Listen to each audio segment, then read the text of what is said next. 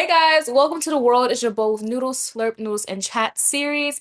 I am the host, Jordan Ibukwe, and today we have a very special guest in the Noodle Pod. Can we please give it up for the CEO and founder of the wholesale bakery, Dance Like a Cupcake, Miss Alannah Williams. Please give her up. She's an 18-year-old entrepreneur and baker who has her own business. And please, I'll link her Instagram right here in the front. Go check her out on her page, and I cannot wait till you see this whole episode. And let's get into it. All right, Alannah, do you want to tell us a little bit about yourself, who you are, and what you do? Yes, of course. So I'm Alannah Williams. I'm 18 years old and I'm the owner of Dance Like a Cupcake. We're a company specializing in vegan and plant-based desserts. And I started this company when I was 10 years old, living overseas and inspired by my brother and his food allergies. Wow. I do want to know what inspired you to become a vegan baker at such a young age. Yeah, so at the time I was overseas and they use a lot of peanuts and dairy in all of their desserts. And my brother, he's allergic to some of dairy, eggs, nuts, milk, and sesame seeds, and they were using all of that. So I started creating recipes and desserts and tried out different, flavors. And over time, it just grew into a company. And can you what country did you live in? Did you live in Korea? Yes, South Korea. Yeah, because So we lived in Seoul. how did you guys live overseas? Did your parents do something abroad or was it just moving around? Yeah, my parents, they were in the military. Oh, that's so cool. See, I really want to go to South Korea so bad, like China, because I'm learning Chinese too. So my dream vacay is to go to South Korea or just China in general. So you just know you actually going to South Korea and living there is actually just so cool to me. Like, do you know a little bit Korean so? 안녕하세요. That 안녕하세요. means hi. Trust me, that's my go-to. Whenever someone say, some Korean, I say 안녕하세요, please. I will speak Oh, different and languages. sarongho. No, like in China, we say I don't know, sarangho? What is this? Sarongho. Well, saronghae is in South Korea. Oh, saranghe, like I love you or love. Yeah, Oh, see, I'm multilingual, you bilingual. already knew. We're both bilingual here. Y'all here in Noodle Pod, right?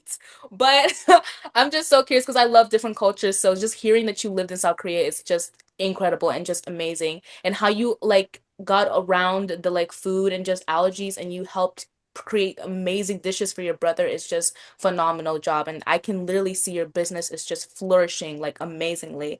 But I do want to know there is a lot, of course, being an entrepreneur, you do face a lot of criticism and judgment with your work. And I want to know, have you Mhm. ever faced criticism or misunderstanding because of your vegan baking style, and how did you handle it? Well, yes.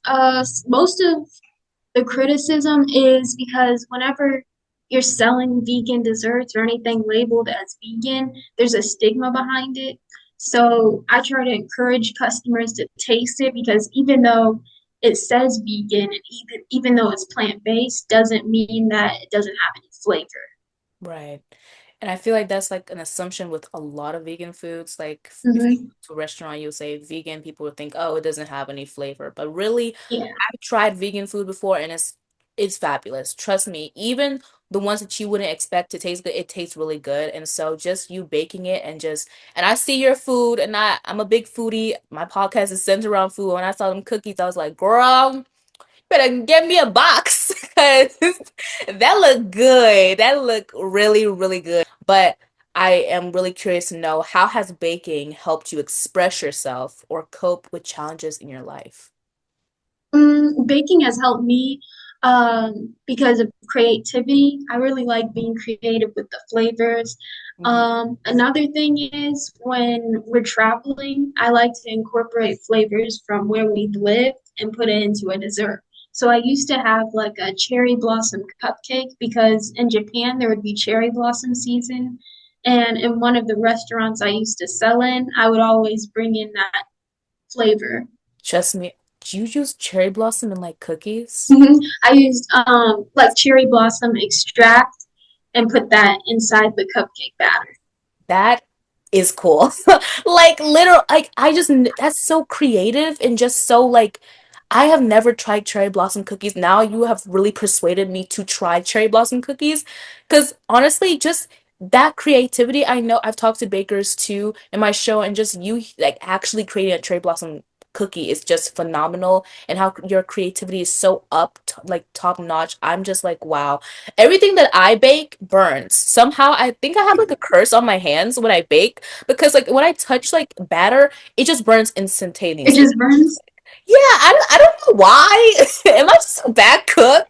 But I do cook mighty good meals, don't get me wrong, but just baking is not my strong suit. But Well, it's the opposite for me.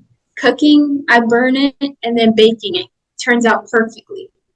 hey, different things work for different people, but I feel like if I spend a little bit more time baking, I think I can nail it. But Yeah.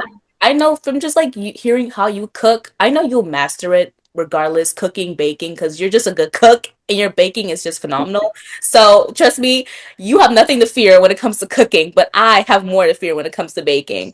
But I know that a lot of young people and just people in general misunderstand the idea of veganism and just the concept. And I want to know, what do you think young people often misunderstand about it? Mm, I think for one, the flavor, and I think that's the biggest thing, the flavor. It's not just for older audiences, it's basically the whole customer base that I come in contact with. It's always the number one question is this going to taste good? But Mhm. then when I give them a sample of one of the cookies, they like it. Like that's honestly that like I it's basically like don't judge a book by its cover. Just don't Yeah. see a cookie and think, oh, it's vegan, it's not gonna taste good. Like, have you tried Mhm. it? That's the question.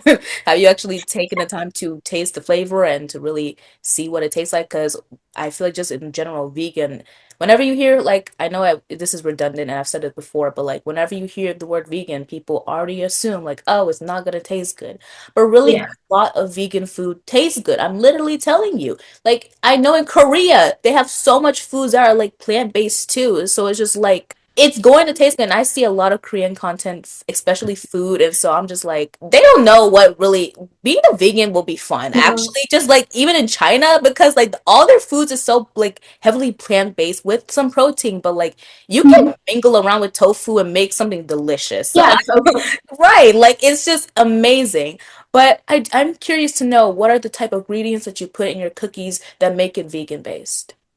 So you can use a lot of different alternatives. There's bananas, applesauce, flaxseed, chia seed. As far as milk, you can use oat milk Mhm. and rice milk. Trust me, oat milk. I love oat milk. I Yeah, me converted from like whole milk 2 years ago and just went to oat milk because it's so good. too. And also, I feel like oat milk is not oat milk. Whole milk is it can be sometimes it doesn't taste the best. Now that I've had like drink like oat milk for so long, when I try to drink whole milk, I'm like, It's ugh. not the same. It's not the same. Like it didn't hit before. But like I feel like even just like vegan is like it's healthy too because you're actually putting good things in your body. You know what you're putting in. And especially your cookies are all natural, so it's nothing like any chemicals that are in it, which is Nope. so amazing and great.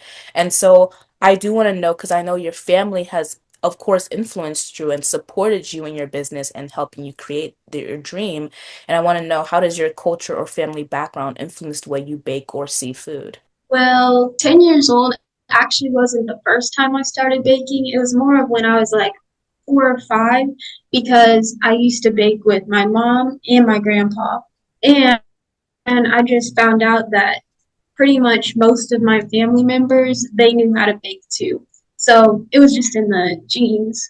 And another thing is also coming up with different flavors. Like with my family, we love peach cobbler, so I even created like a peach cobbler cupcake and cookie, or an apple pie cookie, Wow. or my favorite lemon pound cake. Girl, that sounds phenomenal. You said a peach cobbler cupcake? Mhm. What? So it's like a cinnamon cupcake, and then we put peach cobbler filling in the middle, and then for the frosting, it's like a cinnamon spiced frosting. Sounds delicious.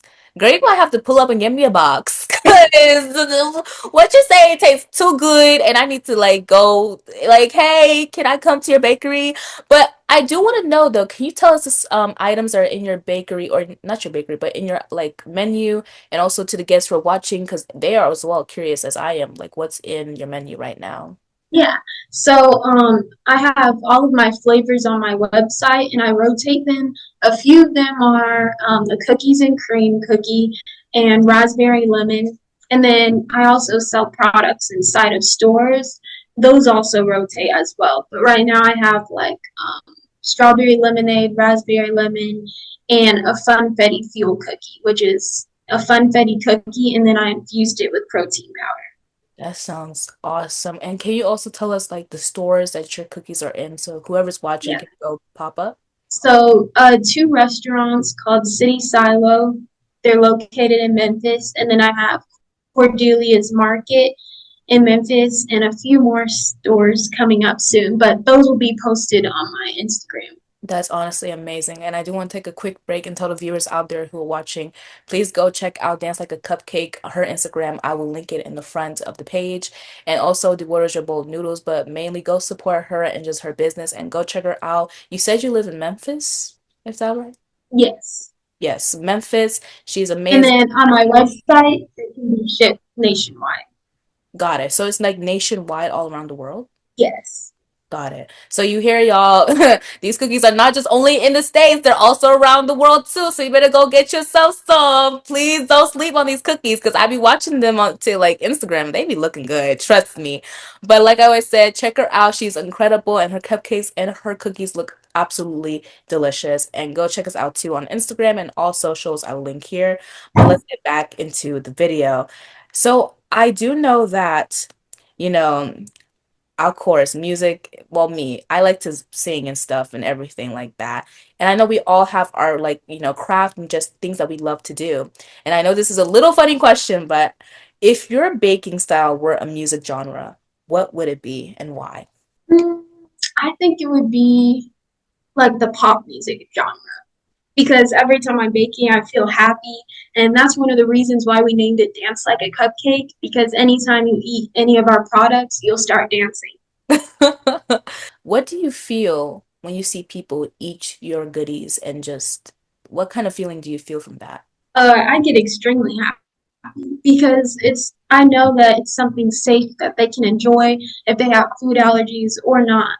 And they can also share it with their family. So if someone in their family has a dietary restriction, they don't have to worry about what they're eating. That's especially important. I feel like with all the people when you just have a restaurant in general, you want people, or just a bakery, you want people to feel comfort. Like you want people to know what you're eating is coming from love, it's coming from good ingredients, and it's coming from the heart. Like truly, like which if you love what you do, the outcome of your work is gonna be exceptional. And people will see it too from the way your food tastes. Because if your food tastes good, just know you put a lot of hard work and time. And I can tell by all your cookies, you do put a lot of hard work and you put all your love into it too, because you just love what you do. I can clearly see it. And I know that when people eat your cookies or your cupcakes too, they will feel like, wow, this is just amazing. And I am very curious to know because I know you are so successful with baking.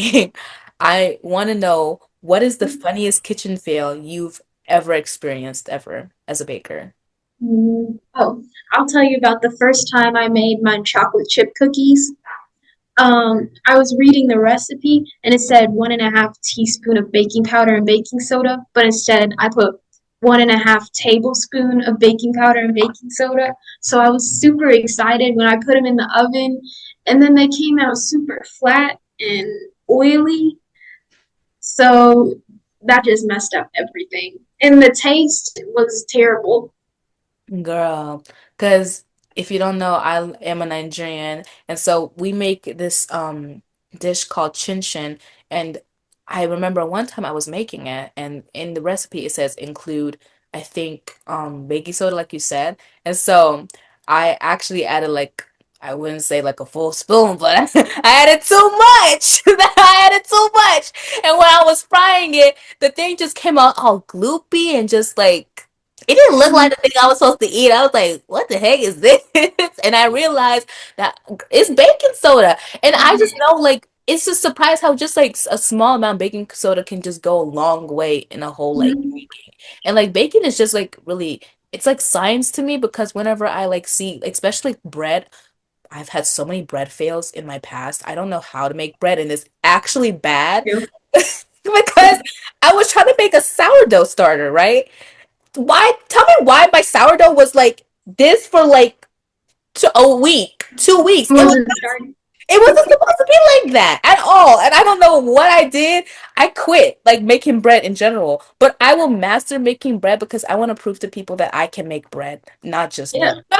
Like you can do whatever you dream of. But I do want to know because I am curious. If you could see your bakery in 10 years or 5 years by now, what would it be and what would you want it to have? Well, in 10 years, I want to be in Whole Foods, Kroger's, commissaries on base, as well as maybe some gas stations. And I would like to have my own space. And we have big goals, so I'm just gonna keep going. But I said commissaries. Also getting working with airports. I would love to have my desserts on plane rides where people can enjoy and won't have to worry about their food allergies. Um, yeah, there's a lot more. Oh, go ahead. You can tell the whole thing. I'm really invested in this. This is incredible. So I said airports. Let's see, cafeterias inside schools, and now I'm blinking. Oh, Sprouts. That's amazing. I do want to, because, like, honestly, just what you said, dreams are just very important. And I truly believe that you will get to that because your bakery is so successful right now. Like, it will be above the roof, like, in just give it 5 years or even less than that because it's just working so well. And you just have a great team of supporters and people who are out there cheering you on. And me too, because I'm out here saying, yes, this is what we need, like healthy food items and just healthy baking goods because every single time I go to the store, why do I have to read a cookie ingredients and see peroxide, chemical, this, that? Just everything is like chemical based. I'm just like, what in the world am I eating? So I truly respect your like bakery and just everything that you do because you really do care about your customers and their health and just all of the sorts when they eat your cookies.